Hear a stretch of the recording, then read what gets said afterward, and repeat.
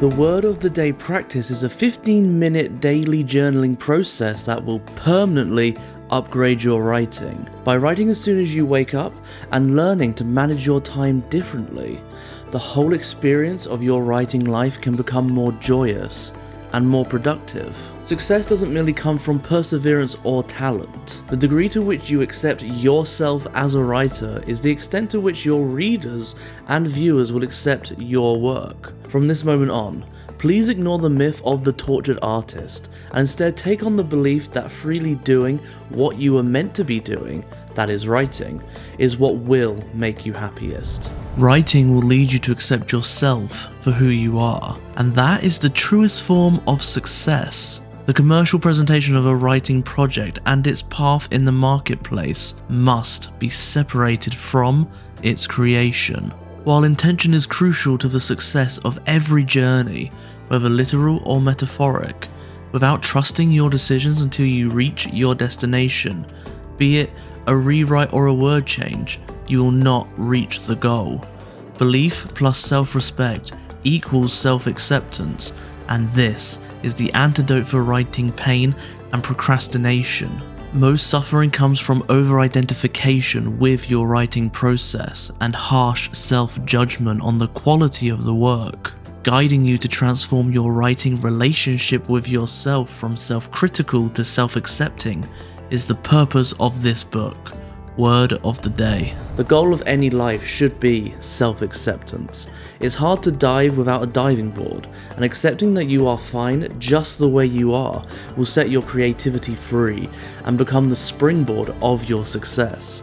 But creativity must have an outlet, so writers must write. Writing leads to objectivity about what you are writing, and the word of the day practice will help you to uncouple your feelings of self-worth from your productivity as a writer. Don't confuse the work with your self-worth.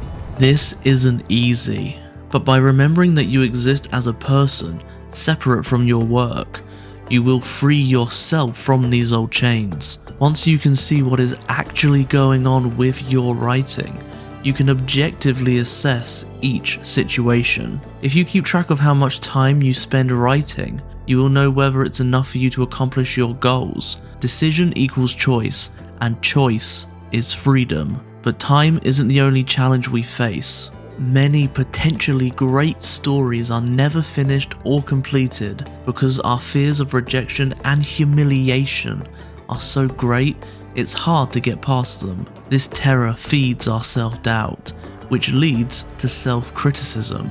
This makes you afraid to truly write what you mean, so the pages you produce between the margins of fear aren't up to your own standards. You may not even generate a high enough page count. You also probably don't have enough time in your day to write, so you begin, run out of time, doubt yourself, and self-criticize. This is like going on a road trip from home to a weekend getaway. You start with good intentions, but as you drive, self-doubt kicks in, so you hesitate mid-journey and return home. Once home, reconsider, then start again, but you never arrive at the intended destination. Writing without time management can be a lot like this failed road trip. Worst of all, you've done it to yourself. Your own indecisive behavior drives you to doubt yourself, and the whole fruitless cycle begins again. If you think that doing the same thing over and over and expecting a different result is sane, I invite you to reconsider. This is a fantasy, just like the idea that we can change anything that has already happened, so don't dignify it. Whenever you feel doubtful about your abilities, reject the thought outright and remind yourself about the good things you've already did that day. If you want to improve, you must behave differently, because what you do is who you are. Good behavior creates self-approval. Self-approval releases the fear of failure and rejection. And once you stop doing this to yourself, the world will stop doing it to you. The world reflects back to you whatever you believe about yourself. We hold on to old behavior and beliefs because our practical selves use patterns from the past to assess the present and predict the future. While they help us survive, these patterns don't allow presentness, that is, being in the moment, which is the key to original thinking. Patterns can only be changed by becoming aware of an old habit and exchanging it for a new one. The first step is to use the tools here to see where you are functioning on autopilot. Notice how you talk to yourself. Notice what you do during a writing session. Do you fidget or answer emails? Self-awareness will show you where the old pathway is. Then you can choose to walk another one. Once you recognize a pattern, you can interrupt and change it through persistent repetition. Use the word of the day practice to build a new habit. To succeed, you must identify and replace the bad habit with the good habit, and self-doubt is nothing more than a bad habit. Remember when we were told it was okay to smoke cigarettes? How did that turn out? The suggestion that questioning and doubting ourselves is good for us is like saying smoking won't give us cancer. A bald lie.